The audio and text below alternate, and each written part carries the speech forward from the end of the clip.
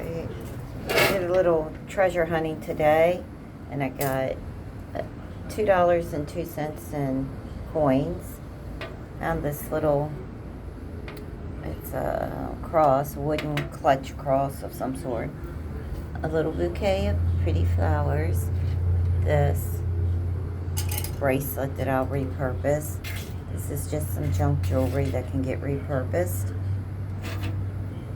I like this peace sign. We definitely need more of this in the world. And I found this Gerber tactical knife. It's supposedly discontinued, and I looked on eBay and they're running about $150, so that's a nice find.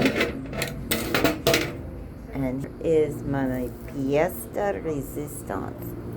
This beautiful, beautiful bird nest. And I found it on the ground. So I'm hoping everybody got out alive and it wasn't a product of a marauding crow, which tend to eat baby birds. Anyway, this is so incredibly made. I just love it.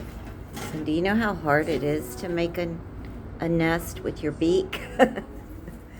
Well, I don't have a beak, but I did try to make a nest, not with my mouth, but it was not easy. And it's just amazing how with their little beak they can position every piece of material right in place and then get it to stay and stick.